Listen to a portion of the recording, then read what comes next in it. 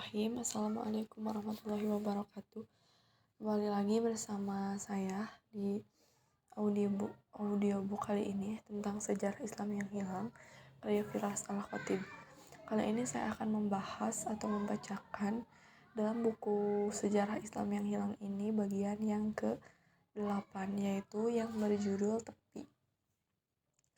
Ya, langsung saja. Di dalam tepi ini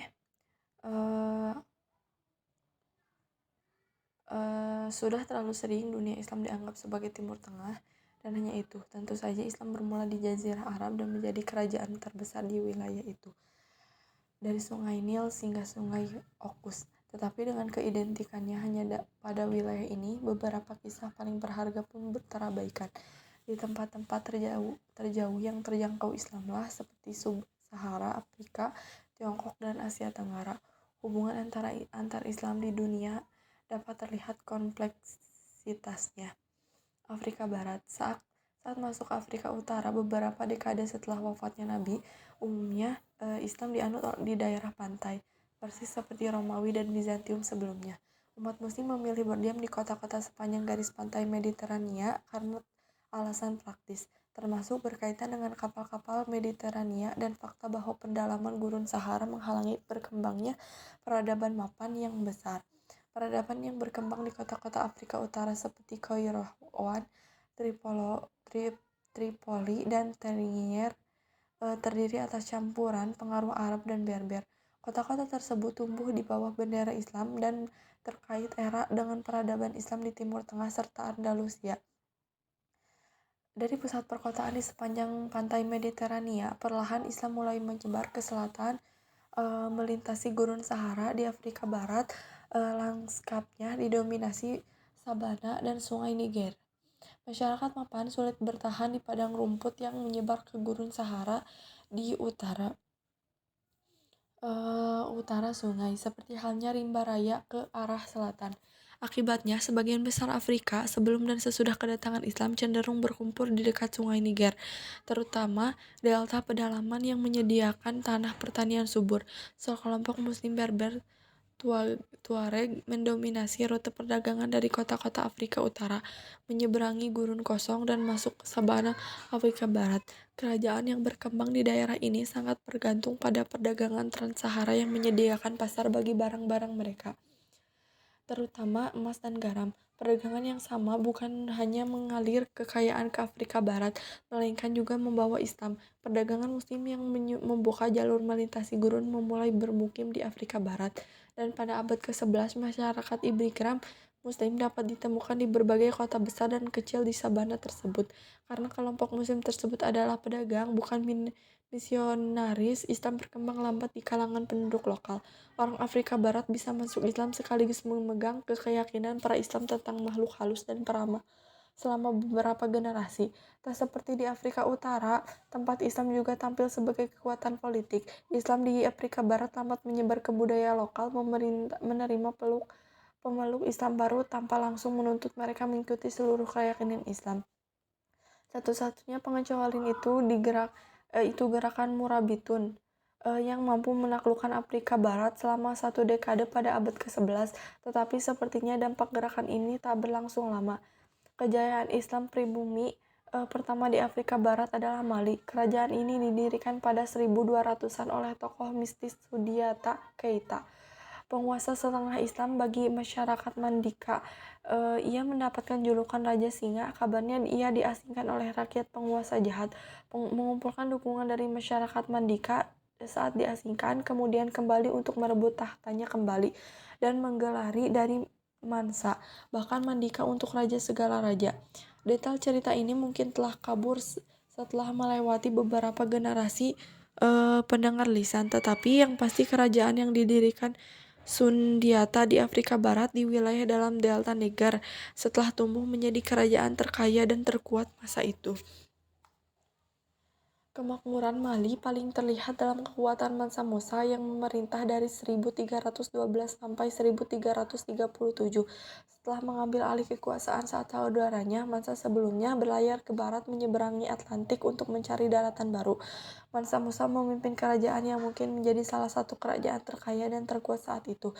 Ketika Timur Tengah berurusan dengan serangan Mongol dan Andalusia menyusut menjadi Emirat Granada, Mali tumbuh di sabana selatan Gunung Sahara sebagai entitas politik Muslim utama, tetapi Mali masih jauh dari pandangan dunia Islam lain yang relatif tak menyadari keberadaan negara itu. Yang paling diketahui tentang Mali pada masa itu berasal dari cerita perjalanan Haji Mansa Musa pada 1324 ke Mekah yang menjadi ajang pamer kekayaan dan kekuatan Mali pada dunia Islam lainnya.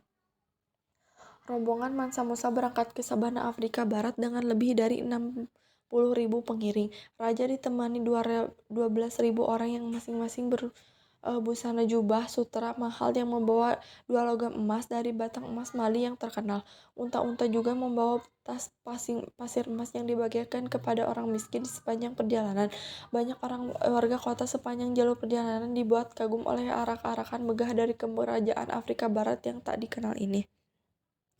Saat tiba di Mesir, yang saat itu dipimpin dinasti Mamluk, Mansa Musa meninggalkan kesan mendalam bagi pejabat lokal.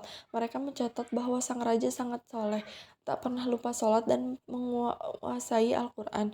Di Mesir, kabarnya Musa memberikan banyak emas kepada penduduk kota sehingga inflasi tak juga mengecam ekonomi. Saat mengunjung Mesir 10 tahun setelahnya, pengelama bernama Ibnu Battuta mencatat perekonomian lokal belum pulih akibat banjir logam mulia itu. Mungkin yang paling mengesankan di perjalanan ke Makkah adalah saat kembalinya ke Mali. Karena Mali masih di tengah proses panjang islamisasi dan kekayaan penduduk pribumi masih bercampur dengan ortodoksi Islam. Musa menganggap perlunya pengetahuan agamanya yang lebih baik, menggunakan kekayaan sebagai alat memajukan Mali. Ia membayar sejumlah ulama, guru, dan seniman untuk menemani ke Afrika Barat. Orang Arab Persia dan Andalusia datang ke Mali bersama Mansa Musa pada 1320-an untuk membentuk masyarakat Afrika dengan pengaruh nyata dari dunia Islam lain. Selain itu, gelombang besar cendekiawan membantu melejitnya Mali ke garda terdepan ilmu pengetahuan. Setengah abad serta malapetaka Mongol menghancurkan rumah hikmah Baghdad, pusat keilmuan baru bangkit di sabana Afrika Barat. Pusat keilmuan Mali adalah Timbuktu, sekitar 20 km di utara Sungai Niger. Timbuktu terletak di perbatasan Gunung Sahara dan menjadi tempat pemberhentian utama di sepanjang jalur perdagangan Trans-Sahara. Kota ini berada di bawah kekuasaan Mali selama pemerintahan Mansa Musa dan langsung merasakan manfaat dari kedatangan para ulama. Perpustakaan, masjid, dan universitas bermunculan di Timbuktu sehingga memberikan karakter Islam yang berbeda. Salah seorang yang dibawa ke Mali, arsitek Andalusia yang bernama Abu Ishaq, ditugaskan oleh raja untuk membangun istana, masjid, dan sekolah di seluruh Timbuktu itu. Untuk menyaingi pusat dunia Islam lain yang lebih tua, Musa juga mengirim ulama dari Mali ke utara, pusat pendidikan yang lebih mapan di Maroko, untuk belajar konsep lanjut dalam Islam. Setelah belajar, para ulama diminta kembali pulang dan melayani masyarakat di Mali di Timbuktu. Baik Mali maupun kerajaan Songhai yang menggantikan Mali pada akhir 1400-an memberikan tunjangan khusus bagi cendekiawan Islam. Biasanya mereka mendapatkan sebidang tanah dan piagam keistimewaan. Seiring didatangkannya ulama dari dunia Arab dan pertumbuhan masyarakat intelektual Islam Afrika di Timbuktu, Mali menjadi salah satu pusat pengetahuan Islam terkemuka di dunia saat itu, ketika peradaban Islam di pusat-pusat tradisional sedang menurun. Kemudian Afrika Timur. Pantai Afrika Timur tak tumbuh waktu lama untuk mengenal Islam. Pantai Afrika Timur tak butuh waktu lama untuk mengenal Islam. Sebelum Nabi Muhammad melakukan hijrah ke Madinah, sekelompok sahabatnya melarikan diri dari siksaan Mekah dan berdiam di Askum, sekarang Ethiopia, selama beberapa tahun. Di sana mereka diterima oleh Raja Kristen. Imigrasi juga berlangsung ke arah selatan dan Bilal, seorang sahabat Nabi yang bisa menyerukan azan di Madinah, adalah bekas budak dari Ethiopia. Hal ini tidak aneh mengingat sebelum Islam datang ke abad ke-7, hubungan perdagangan pantai Afrika Timur dan Jazirah Arab telah terjadi.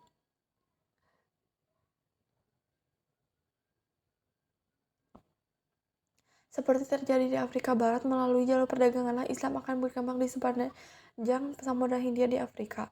Para pedagang di Jazirah Arab, terutama wilayah Hadramaut di Yaman, mulai memukim di kota-kota sepanjang pantai Afrika Timur pada abad-abad setelah Yaman masuk Islam. Artefak pada awal yang membuktikan kehadiran Islam di pantai Afrika Timur berasal dari akhir 700-an dan awal 800-an. Bukti yang ada menunjukkan Islam awal masuk ke Afrika Timur di pantai bagian paling utara dan paling dekat dengan Arab. Masjid yang dibangun pada abad ke-10 telah berekskavasi di Kenya, sekitar 2.500 km di selatan tempat lahirnya Islam. Agama ini telah mengakar lebih jauh di sepanjang pantai Tanzania. Cara utama penyebaran Islam di Afrika Timur melalui perdagangan. Saat jalur perdagangan Samudra Hindia berkembang, kota negara Afrika Timur menerima para pedagang Muslim. Melalui wilayah ini, Islam menyebar ke kawasan pantai. Pola masuk Islam di sepanjang pantai termasuk unik. Wilayah Afrika Timur cukup panjang sehingga tak menjadi pergerakan penduduk dalam jumlah besar, tetapi cukup bisa dijangkau sejumlah besar perdagangan yang rutin mengunjung pantai tersebut dan sebagian pindah ke permanen. Pedagang kaya yang pendiam di kota sepanjang pantai menikah dengan wanita setempat, berasimilasi dengan budaya lokal tetapi dengan tambahan nuansa Islam. Saat penduduk lokal memeluk Islam, negara perdagangan umat Muslim berkembang di sepanjang pantai Sahawili. Informasi paling dapat dipercaya datang dari Ibnu Battuta yang juga mengunjungi Afrika pada abad ke-14. Menurut dia, kota negara di sepanjang pantai tidak hanya menjadi pusat perdagangan tetapi juga pusat keagamaan. Ibnu Battuta menyatakan Sultan Mogadishu, sekarang Somalia, bergantung kepada penasehat keagamaan dalam masalah sehari-hari di kerajaannya. Di Kilwa dan Mombasa ini, ia mencatat tentang semangat keagamaan penduduk dan masjid besar yang terpelihara di kota tersebut. Secara khusus, ia memuji Sultan Kilwa yang memberikan perlakuan khusus kepada ulama dan keturunan Nabi, serta secara teratur memberikan makan orang miskin. Setelah kisah-kisah tentang karakter Islam di pantai Afrika Timur, penting diketahui asimilasi Islam dalam kehidupan orang Sawili. Islam tidak dipandang sebagai agama luar yang dipaksakan oleh orang Afrika di imigran Arab dan Persia. Islam dianggap sebagai agama pribumi Afrika. Kisah tentang Bilal saat sahabat Nabi yang kehadiran mengungsi di Abyssinia itu penting bagi penduduk lokal yang memakamkan rasa identitas yang sepenuh Islam sekaligus Afrika. Ada pengaruh budaya luar terutama di Arab serta Persia dan India yang dibawa oleh para pedagang di daerah tertentu, tetapi mirip dengan bagian lain di dunia Islam. Budaya yang dikembangkan berdasarkan karakter wilayah tersebut sebelum Islam dimodifikasi agar sesuai dengan hukum Islam, tetapi tak kehilangan pengaruh di beragam masyarakat dan semua diikat dalam satu keyakinan yang sama. Budak Afrika dan Amerika. Islamisasi Afrika akhirnya membawa penyebaran Islam menyeberang Samudra Atlantik di Amerika Utara dan Selatan. Begitu kolonisasi Eropa ke dunia Barat baru dimulai dengan pelayaran Columbus menyeberangi Atlantik pada 1452. Berkembanglah kebutuhan mendesak akan tenaga kerja untuk membangun koloni Eropa di Amerika. Rencana awal dengan memperbudak penduduk asli Amerika ternyata gagal. Jumlah penduduk asli berkurang akibat penyakit dibawa oleh orang Eropa. Hampir jutaan orang meninggal pada awal dekade 1500-an. Koloni Eropa mencari solusi yang lebih baik dengan menjelajah ke Sub-Sahara Afrika. Kemudian penduduk kulit hitam dijadikan budak. Perdagangan budak Eropa tiba di pantai sepanjang Afrika Barat untuk memberikan ratusan budak. Mereka bekerjasama dengan Raja Afrika lokal yang menangkap tawanan perang Afrika, lalu menjualnya kepada orang Eropa dengan bayaran senjata untuk menangkap lebih banyak lagi budak. Lingkaran setan ini menimbulkan kerusakan politik total di wilayah itu. Jumlah penduduk di wilayah luas Afrika Barat dan Tengah pun berkurang. Penduduknya dibawa paksa menyeberangi Atlantik dalam kondisi yang tak manusiawi untuk bekerja sebagai budak di dunia baru. Tentu saja kebanyakan orang Afrika hitam telah memeluk Islam menjelang 1500-an dan sejumlah besar budak yang dibawa ke Amerika itu adalah Muslim. Jumlah perkiraan bervariasi, tetapi sekitar 15-20 juta orang Afrika dibawa ke Amerika melalui perdagangan. Budak 3-6 juta mungkin Muslim. Pengalaman mereka di Amerika menjadi salah satu penghinaan dan penundukan bagi kolonis Eropa. Biasanya tak ada hukuman yang mencatur cara memperlakukan budak sehingga pemilik bebas memukul, mengasari, atau membunuh budak. Para budak umumnya bekerja di perkebunan Karibia dan Amerika Selatan. Mereka cenderung tanpa perlindungan dan dipaksa bekerja lama. Pencabukan serta penduduk penyiksa lain menjadi hukuman umum bagi budak yang tak mampu memenuhi harapan sang pemilik atau mementang perintah. Yang lebih mempermalukan, para budak biasanya hanya diberi satu setel kain kasar, baju compang-camping, atau bahkan dipaksa bekerja dengan telanjang. Ketika semua budak menderita di tangan pemiliknya yang menolak menganggap mereka setara, budak Muslim mengalami kesulitan tambahan. Berhenti bekerja untuk sholat 5 waktu hampir tak mungkin, dan berangkat haji ke Makkah jelas-jelas termasuk akal. Selain itu, tempat mempelajari Islam sangat sedikit.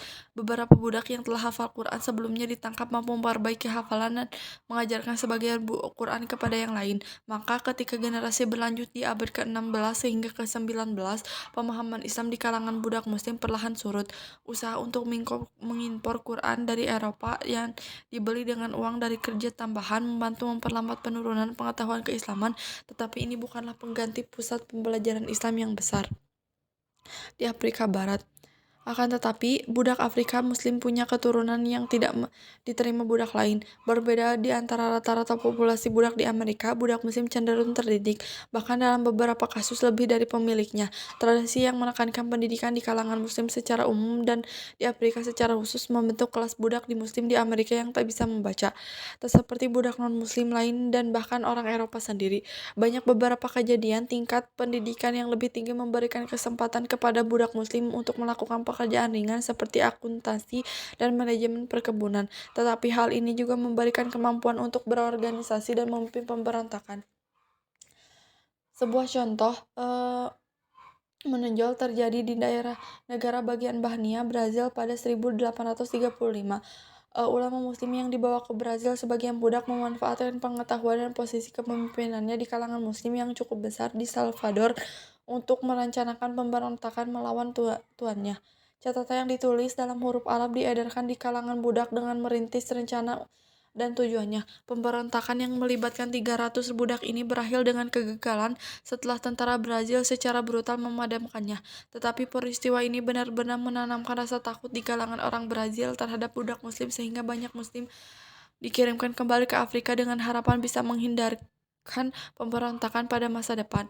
Berabad-abad perbudakan memberikan konsekuensi kepada budak Muslim di Amerika. Di sepanjang sejarah Islam, daerah-daerah yang jauh dari Jazirah Arab hampir selalu memiliki semacam hubungan intelektual atau ekonomi dengan tempat kelahiran dan wilayah pusat Islam. Akan tetapi, bagi budak Muslim di Amerika sebelum zaman modern, tempat yang sangat jauh secara geografis dan intelektual dari dunia Islam pada akhirnya menyebabkan terjadinya disintegrasi masyarakat Muslim. Setiap generasi terus-menerus mewarisi semakin sedikit pengetahuan dan praktis Islam asli dibanding budaya budak generasi pertama. Di Amerika Serikat pada pertengahan 1800-an hampir tak ada Muslim yang memahami Islam, dan pada 1900-an hanya sedikit budak generasi ketiga yang dapat mengenang nenek moyang mereka melakukan ritual asing yang berbeda dengan ritual Kristen yang dilakukan dengan sebagian besar masyarakat Amerika Afrika. Akan tetapi, kenangan tentang Islam di kalangan keturunan budak bangkit kembali pada abad ke-20. The Nation of Islam, kelompok agama sinkretis yang memadukan ritual dan keyakinan Kristen serta Islam, hadir sebagai organisasi religius rasial yang bertujuan memajukan masyarakat kulit hitam di Amerika. Menjelang 1960, bekas anggota Nation of Islam seperti Malcolm X dan W.D. Muhammad memimpin ribuan orang Afrika Amerika keluar dari kota kelompok itu. Lalu kembali ke pemahaman yang lebih umum tentang Islam. Pemahaman yang lambat laun terhapus dalam kehidupan para pendahulu mereka, Tiongkok. Setelah mantapnya Islam pada 600-an dan 700-an di wilayah yang membentang dari Spanyol hingga India, berbagai budak di luar batas-batas kerajaan secara perlahan mengadopsi Islam dan akhirnya menjadi wilayah penduduk mayoritas Islam. Contohnya Afrika Timur, Barat, Asia Tenggara, dan Asia Tengah. Islam juga menyebar ke Tiongkok dalam waktu yang relatif sama, tetapi tak seperti Islam lain, Tiongkok tak pernah sepenuhnya menerima Islam dan komunitas Muslim tetap menjadi minoritas. Toh kaum Muslim memainkan peran integral dalam sejarah Tiongkok selama berabad-abad. Asal mula Islam di Tiongkok dapat ditelusuri sejak masa Khalifah Umar Utsman bin Affan. Dia mengiring sahabat yang masuk Islam sejak awal. Sa'ad bin Abi Waqqas sebagai duta ke dinasti Tang sekitar 650 Masehi. Islam mampu mencapai timur jauh hanya beberapa dekade setelah Nabi Muhammad mengajarkan Islam pada 600-an. Akan tetapi, baru pada 700-an kehadiran permanen Islam dirasakan di Tiongkok.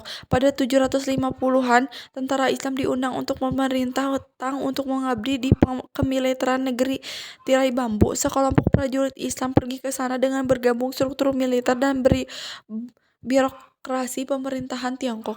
Mereka didorong untuk menikahi perempuan setempat dan menetap sejumlah kota. Umumnya mereka mendapatkan pekerjaan dan hidup sejahtera di tengah masyarakat Tiongkok.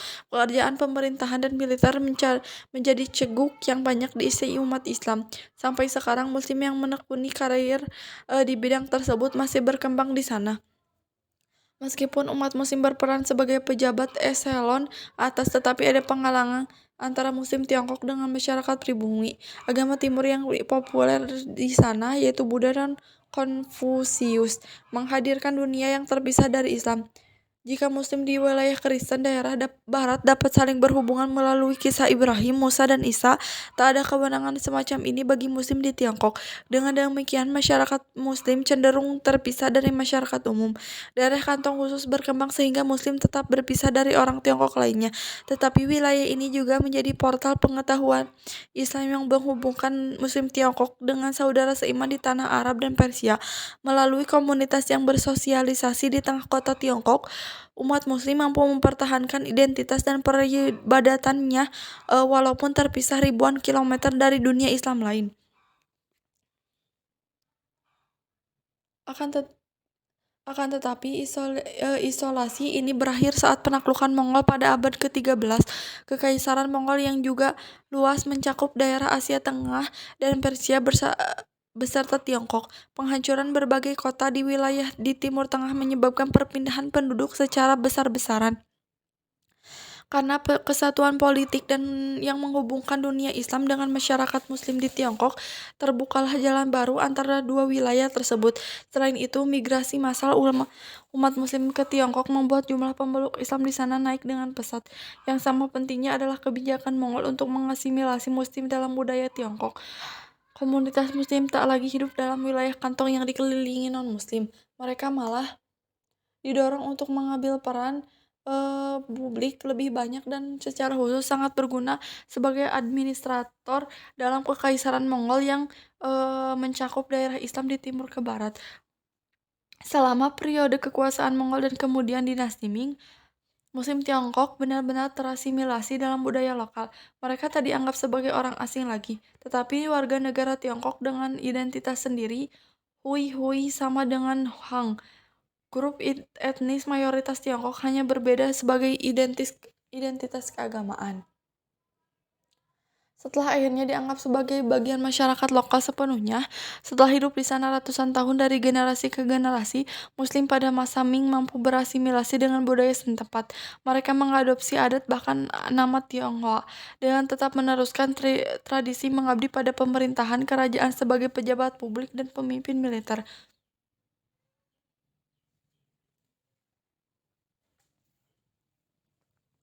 Mungkin Muslim Tiongkok yang paling terkenal hingga saat ini adalah Zheng He, Zheng Ho, yang menjadi salah satu penjajah terbesar.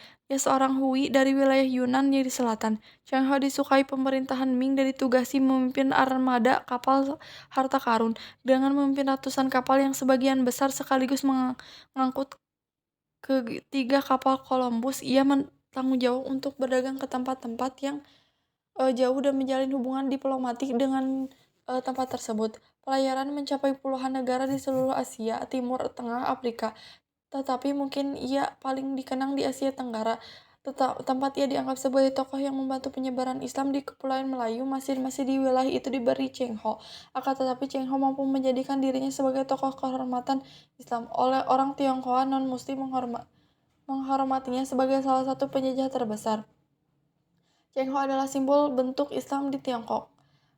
Tionghoa asli tetapi juga Muslim sejati, tanpa ada kontradiksi di antara kedua identitas tersebut. India. Setelah ekspedisi Muhammad bin Qasim ke lembah Sungai Indus awal 700-an, Islam tak masuk lebih jauh secara politik ke anak benua India. Sebuah tempat didirikan Sind, tetapi karena jauh dari ibu kota Islam di Damaskus, kemudian Baghdad, ekspedisi militer lebih lanjut tak dapat dijadikan dan tak mungkin secara finansial tak bisa dipertahankan. Kehadiran bangsa Turki di dunia Islam mendorong kekuatan Islam lebih jauh ke India. Terdapat catatan terperinci tentang Mahmud dari Ghazni, Sultan Turki yang pertama kali memimpin ekspedisi militer ke pedalaman India, mengangkat diri sebagai pemimpin negara otonom yang beribu kota Ghazni, daratan tinggi Afghanistan. Ia cukup dekat dengan India sehingga bisa memuatkan perhatiannya pada anak benua ini. 17 tahun operasi militer ke India Utara menjadikan dasar kekuasaan yang menghadirkan kemakmuran dan kekuasaan bagi dia dan kerajaannya. Meskipun serbuan merugikan kekuatan dan penguasaan lokal di India, ia juga membangun pusat budaya besar dan membantu penyebaran budaya Persia di seluruh daerah kekuasaannya. Penyair legendaris Persia, Firdausi, yang mungkin paling banyak berperan untuk membangkitkan budaya Persia setelah kedatangan Islam. Dan Al-Biruni, seorang ilmuwan, ahli geologi, dan ahli fisika, tinggal di Istana Mahmud. Karena perannya sebagai penyokong kesenian dilengkapi dengan serbuan yang begis, warisan Mahmud di India sekarang mewarnai politik modern dari siapapun. Bagaimanapun juga, Mahmud dan dinasti Ghaznavid yang didirikannya telah meletakkan dasar-dasar penaklukan Islam di India. Dinasti berikutnya, Ghurid, yang juga memerintahkan Afghanistan dan mampu meluaskan batas-batas mereka lebih jauh ke India dengan merebut Delhi pada 1192. Ghurid mengandalkan tentara budak dari Turki asli sebagai anggota inti pasukannya. Persis seperti dinasti Ayyubiyah di dunia Islam bagian barat, sama dengan rekannya di Mesir yang mendirikan Kesultanan Mamluk, para tentara budak di India akhirnya menggulingkan tuan-tuannya yang mendirikan dinasti sendiri, Kesultanan Delhi. Kesultanan Delhi memerintah sebagian India sejak 1206 sampai kedatangannya Mughal pada 1526. 5 dinasti budak terpisah Mamluk, Khilji, Tughlaq, Sayyid, dan Logdi memerintahkan dari Delhi selama 3 abad kesultanan. Suksesi dan konflik politik tidak terlalu penting untuk disebut sebagai detail, tetapi ada kecenderungan politik yang memberikan karakter khusus pada Kesultanan Delhi. Pertama, kesultanan dijalankan sebagai dinasti budak Turki, tidak seperti Mamluk di daerah Mesir. Kekuasaan jarang diturunkan dari ayah kepada anak. Malahan saat sultan meninggal, seorang jenderal baru akan dipilih oleh tokoh-tokoh kerajaan untuk menggantikannya. Sultan dapat dijadikan turunan dan dicopot dari kekuasaan oleh bawahan jika gagal memenuhi kewajiban sebagai pemimpin negara. Ini mencegah budaya puas dari diri yang menyerang dinasti kesultanan setelah beberapa generasi pertama. Selain itu, sebagian besar Sultan Delhi tidak mengklaim gelar khalifah. Mereka menyadari otoritas tertinggi Abbasiyah sebagai pemimpin dunia Islam dan menganggap diri sebagai warganya. Bahkan setelah menghancurkan Baghdad dan pengasingan Abbasiyah sebagai pemimpin boneka di Kairo, Kesultanan Delhi secara teratur mengirim utusan kepada khalifah untuk mendapatkan persetujuan dan izin memerintah di bawah otoritasnya. Meskipun dipisahkan oleh ribuan kilometer rangkaian pegunungan tinggi di Himalaya dan Hindukush, Kesultanan Delhi berusaha menjaga India tetap berkaitan dengan dunia Islam lain, paling tidak secara nama. Era Kesultanan Delhi juga terkenal karena penyebaran Islam di daerah kekuasaannya. Tentu saja Islam juga hadir pada awal 600-an di India saat perdagangan Arab muncul di pelabuhan sepanjang pantai Samudra Hindia. Tetapi dibutuhkan adanya perlindungan entitas politik Islam untuk benar-benar menyebarkan Islam sehingga pedalaman kepada sebagian besar penduduk India. Kesultanan Delhi menyediakan kesempatan tersebut. Golongan Sufi menikmati dukungan kerajaan dan bisa bepergian ke seluruh India untuk berdakwah ke segala lapisan masyarakat. Sufisme dengan fokus spiritualnya menjadikan lahan subur di anak benua ini sebab penduduk asli yang politeistik akan sulit menerima monoteisme ketat dalam Islam tanpa adanya dimensi spiritual mendalam. Ulama keliling yang kebanyakan datang langsung dari Arab dan Persia mengajarkan pemenuhan spiritual bentuk tumbuhan baru dengan Allah yang membantu mereka mendapatkan banyak pengikut selama perjalanan. Selain itu, sifat egaliter dalam Islam yang diteladani dari Nabi akan menyatakan semua orang sama di hadapan Tuhan, menawarkan jalan keluar untuk sistem kasta Hindu yang terkenal kaku dan tak setara. Jumlah pastinya sulit untuk diketahui, tetapi melalui gabungan dakwah ulama keliling berdagang Samudra Hindia membawa perdagangan ke daerah Gujarat dan Bengali. Islam mampu mendapatkan kedudukan dalam masyarakat India hampir di seluruh anak benua. Walaupun demikian, jumlah populasi Muslim tak pernah melampaui populasi Hindu. Asia Tenggara, pengaruh perdagangan dan pendakwah yang berpergian untuk mengajak penduduk setempat masuk Islam semakin kuat ke wilayah timur dan kepulauan Melayu. Wilayah ini sudah lama menjadi perlintasan perdagangan yang menghubungkan perdagangan dari India dan Tiongkok. Orang Tiongkok kurang mampu menyebarkan budaya dan pemerintahan mereka sendiri karena tradisi birokrasi dan kerajaan yang kaku. Sedangkan orang India lebih luas. Maka sebelum peralihan milenium pertama, Buddha dan Hindu yang diekspor dari India telah berkuasa di Asia Tenggara. Kerajaan Buddha Sriwijaya di Pulau Sumatera dan Kerajaan Medang di Jawa merupakan sebagian besar dari sekian banyak kerajaan yang menyebar pengaruh India dari wilayah ini. Tetapi begitu Islam telah menetapkan diri di kalangan penduduk pantai India, terbukalah peluang bagi pedagang dan pendakwah yang tinggal di India untuk menyebarkan pengaruh Islam di Asia Tenggara. Sekali lagi, perdagangan di daratan yang jauh dari gurun Arab, tempat lahir Islam, raja-raja lokal telah tarik masuk Islam karena peluang ekonomi yang dihadirkan.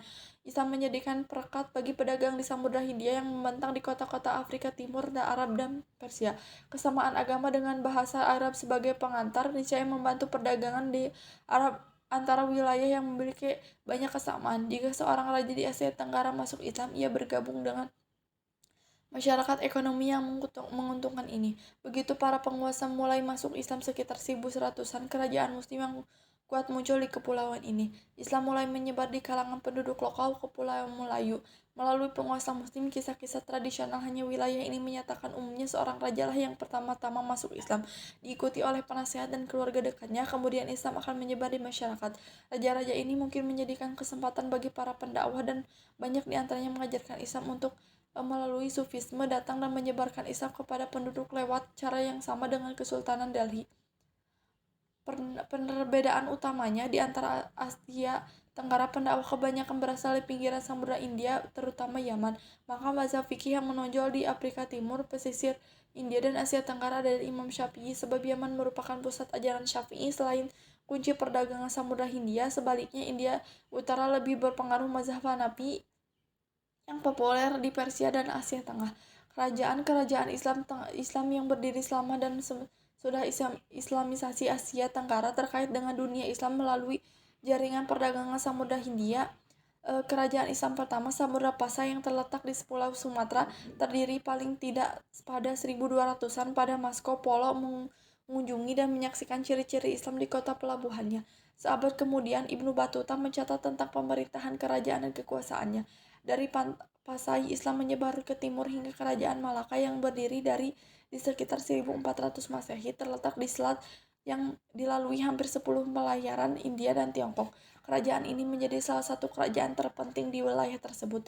Ditopang kemakmuran perdagangan yang sangat besar dari kapal-kapal yang melintasi perairannya, Malaka berpengaruh besar terhadap wilayah sekitarnya. Bahasa dan adat Melayu diadopsi seluruh kerajaan berdekatan yang secara budaya mengaitkan seluruh wilayah termasuk kerajaan Malaysia, Indonesia, dan Filipina ke dalam kerajaan perdagangan yang kuat tersebut. Pengaruh budayanya juga berfungsi sebagai kendaraan bagi Islam. Identitas Melayu berkaitan dengan identitas Islam sehingga jika seseorang masuk Islam dikatakan orang itu sudah masuk Melayu. Identitas Islam yang berjalan kelindan Dengan aspek budaya dan kesukuan ini akan menyebar ke timur, dari Malaka hingga ke seluruh kepulauan Nusantara, dan bertahan menghadapi berbagai invasi penjajahan, pertama-tama oleh Portugis, lalu Belanda dan Inggris. Mungkin sekian yang bisa saya sampaikan dalam pembahasan kali ini. Ditutup saja dengan doa Robbana atina fid dunya hasanah wa fil akhirati hasanah wa qina adzabannar. Assalamualaikum warahmatullahi wabarakatuh.